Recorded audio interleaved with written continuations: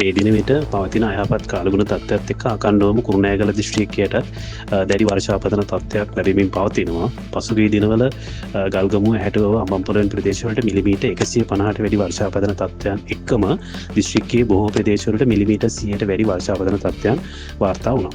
ඒත් එක්කම මේ දිනවල ඊයේ සිට අකණ්ඩවම නොනවතින වර්ෂාපතන තත්ත්වයක් පවතිනවා. කාලගුණ දෙපාර්තමේන්තු පුරෝකථන අනුව 29:30 වෙන දින දක්වාම මේ වර්ෂාපතන තත්ත්වයන් පවතින්න පුළුවන්.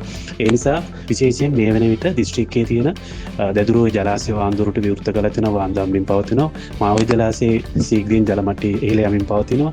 ඒත් එක්ක මේ වර්ෂාපතන තත්ත්වයන් එක්ක දිස්ත්‍රික්කයේ තියෙන සියලුම වැව්, කුඩා අමුණු සහ ජලාශ සියල්ලම වාන් මට්ටමට පැමිණලා තියෙන්නේ. ඒ නිසා විශේෂයෙන්ම අවධානය යොමු කිරීම අවශ්‍ය වෙනවා.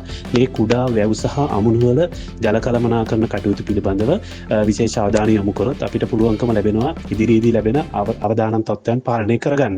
ඒත් එක්කම වර්ෂාපතන තත්ත්වයන් එක්ක අධික සුළං තත්ත්වයන් පවතිනවා. මේ සුළං තත්ත්වයන් එක්ක ගස් කඩා වැටීම් වැනි අනතුරුදායක තත්ත්වයන් වලට සහ නායයන් තත්ත්වයන් වලට මුහුණ දෙන්න පුළුවන් වර්ෂාපතන තත්ත්වයන් එක්ක ඒ පිළිබඳව අපි විශේෂ අවධානය යොමු කිරීම අවශ්‍ය වෙනවා.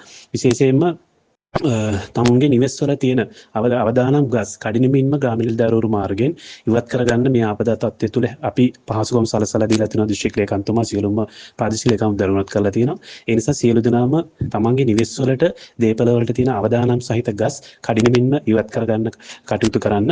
එහෙම වුණොත් අපිට පුළුවන්කම ලැබෙනවා ලැබෙන ආපදා තත්ත්වය අවම කරගෙන කටයුතු කරගෙන යන්න.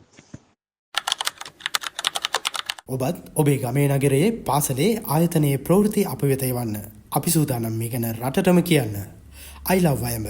අපි වයඹ සංසදය.